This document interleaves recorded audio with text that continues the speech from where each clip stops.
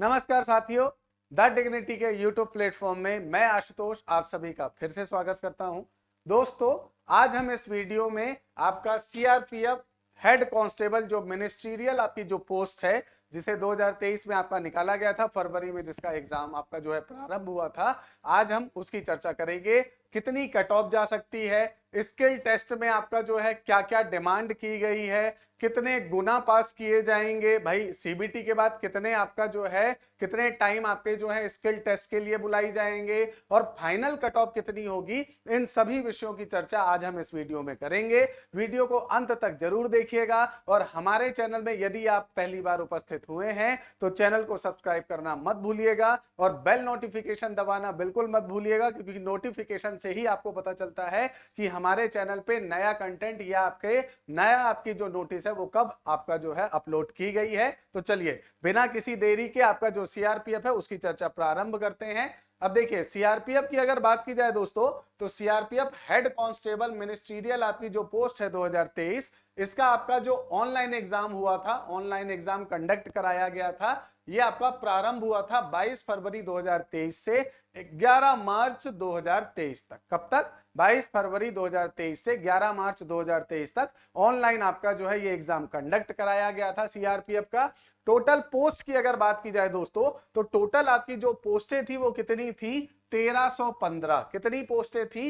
1315 पोस्टें थी। अब देखिए, ये जो पोस्टें हैं अगर हम इन्हें क्लासिफाइड करें भारत में आपका जो है आपके अलग अलग कैटेगरी के अनुसार, तो आपकी जो जनरल आपकी जो कैटेगरी है उसके लिए 532 पोस्टें थी, जो ओबीसी है उसके लिए 255 पोस्टें थी, जो ईडब्ल्यूएस है इकोनॉमिक वीकर सेक्शन जो है उनके लिए 132 पोस्टें थी, आपका एससी के लिए आपका जो है 197 पोस्ट और एसटी के लिए 99 पोस्ट। तो मतलब टोटल 1315 पोस्टें थी, जिनमें से 532 जनरल, 255 ओबीसी, 132 ईडब्ल्यूएस, एससी के लिए 197 और एसटी के लिए कितनी पोस्टें रखी गई हैं? आपकी 99 पोस्टें रखी गई हैं। ठीक है, तो ये पेपर आपका जो है वो हो चुका है और आप अगर आपने जो है सीआरपीएफ की आपकी ऑथेंटिक जो वेबसाइट है उससे अगर आपने आंसर की मिलाया भी है तो आपको पता होगा फरवरी में जितने एग्जाम हुए हैं 22 तारीख के बाद वाले, उन सभी की आंसर की जो है वो अपलोड कर दी गई है। हालांकि मार्च वाली जो आंसर कीज है वो अभी तक अपलोड नहीं की गई है,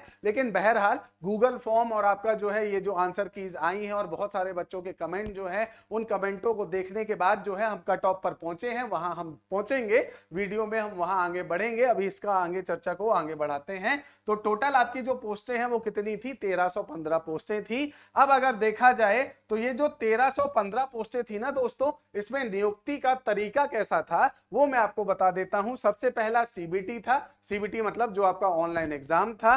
दूसरा आपका स्किल टेस्ट है। तीसरा आपका पीएसटी और डीबी, या कहा जाए तो आपका इसमें कोई दौड़ वोड़ नहीं है। अगर देखा जाए तो इसमें नॉर्मल आपका क्या होगा, आपका जो है आपका थोड़ा आपका बॉडी का आपका जो है मापन किया जाएगा, फिर उसके बाद डॉक्यूमेंट वेरिफिकेशन किया जाएगा, फिर उसके बाद आपका मेडिकल होगा। एग्जाम की अगर पहले लेवल की अगर बात की जाए तो देखिए, पहला लेवल जो सीबीटी था, उस सीबीटी में जो एग्जाम हुआ है दोस्तों, उस एग्जाम में 100 क्वेश्चन आए थे 90 मिनट के, माइनस मार्किंग है 1/4, है ना।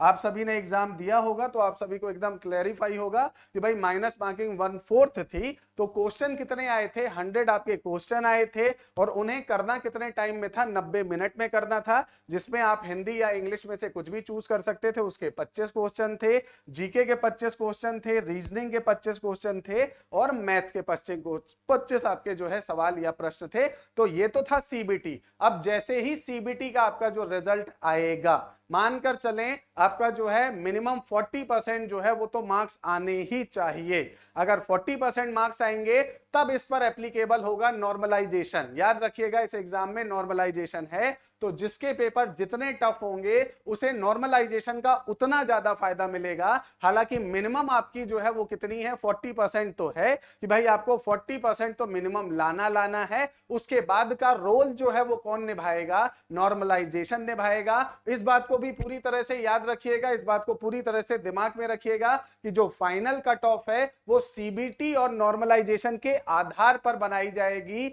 स्किल जो टेस्ट है, जो दूसरा आपका स्टेज है, वो सिर्फ क्वालिफाइंग है। ठीक है, वो क्या है, क्वालिफाइंग है। जब आप सीबीटी में मिनिमम 40% ले आते हैं तो फिर आपको जो है स्किल टेस्ट के लिए बुलाया जाएगा। और स्किल टेस्ट में क्या होगा दोस्तों, अगर स्किल टेस्ट की बात की जाए तो स्किल टेस्ट में देखिए आपको हिंदी और इंग्लिश की टाइपिंग कराई जाएगी। अगर इंग्लिश की टाइपिंग की आप करते हैं तो आपको 35 वर्ड पर मिनट जो है वो टाइपिंग स्पीड रखनी होगी। और दूसरा, अगर हिंदी की बात की जाए तो हिंदी में आपकी जो टाइपिंग स्पीड है वो 30 वर्ड पर मिनट रखनी होगी। अब बहुत सारे बच्चों के ऐसे डाउट आते हैं कि सर इसमें गलतियां कितनी कर सकते हैं। तो देखिए आपका जो है जनरल ओबीसी, आपके जो है जनरल ओबीसी ईडब्ल्यूएस के लिए आप 7% तक गलती कर सकते हैं। और एससी एसटी के लिए आपका जो है ये आपका 10% तक है कि भाई 10% तक स्किल टेस्ट में गलतियां जो है वो आप कर सकते हैं, इतना एक्सेप्टेबल है। 7% किसके लिए दिया गया है, आपका जो है आपके जनरल ओबीसी और ईडब्ल्यूएस के लिए।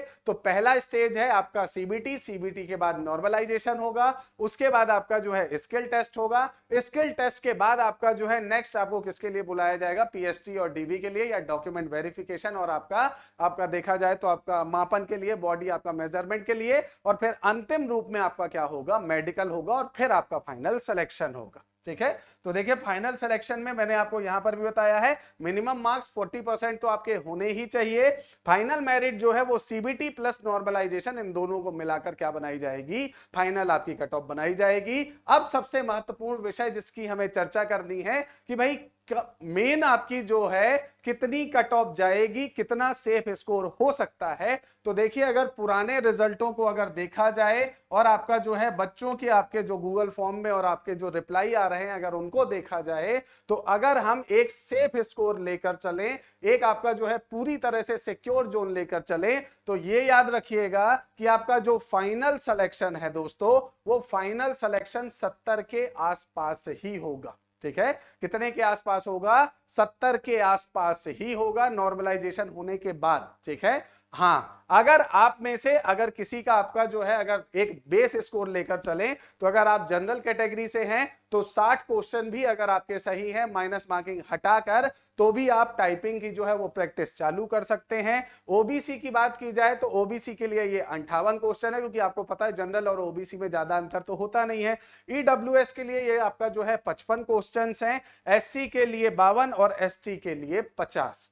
ठीक, सबसे महत्वपूर्ण इंफॉर्मेशन ये आपको याद रखना है कि सीबीटी में जो है सीबीटी से 8 गुना जितने आपकी जो पोस्टें हैं 1315, उसकी 8 गुना आपके जो बच्चे हैं उन्हें सीबीटी से आगे क्वालिफाई किया जाएगा स्किल टेस्ट के लिए। ठीक है, सीबीटी से 8 गुना ज्यादा बच्चे क्वालिफाइंग किए जाएंगे स्किल टेस्ट के लिए। और स्किल टेस्ट जो है उसका कोई नंबर या मार्किंग नहीं है, वो सिर्फ क्वालिफाइंग है। और बेस स्कोर की बात की जाए तो फाइनल सिलेक्शन जैसा मैंने आपको बताया, नॉर्मलाइजेशन होने के बाद हर शिफ्ट के पेपर ऊपर देखने के बाद आपका बेस आपका अगर देखा जाए तो फाइनल कितने में होगा, 70 में होगा। लेकिन उसके बाद भी अगर आप टाइपिंग की बात करते हैं तो देखिए टाइपिंग के लिए अगर आपके 60 क्वेश्चन सही हैं जनरल में, ओबीसी में 58, ईडब्ल्यूएस में 55 और एससी में 52 और एसटी में 50, तो निष्फिकर होकर निश्चिंत होकर एक बार आपका जो है टाइपिंग टेस्ट चालू कर दीजिए। और आपके जो है टाइपिंग टेस्ट अगर आप बहुत अच्छे से कर लेते हैं, क्योंकि याद रखिएगा बहुत सारे बच्चे टाइपिंग टेस्ट में भी फेल होंगे, है ना, तो आपको अपनी टाइपिंग बहुत अच्छी करनी है, एरर जो है या गलतियां बहुत कम करनी है और स्पीड को भी बढ़ाना है। भाई इंग्लिश में 35 वर्ड है और हिंदी में 30 वर्ड है। ये वीडियो यहीं पर समाप्त होता है। उम्मीद है वीडियो आपको पसंद आया होगा। चैनल को सब्सक्राइब करना मत भूलिएगा। मिलेंगे नेक्स्ट कंटेंट के साथ। धन्यवाद।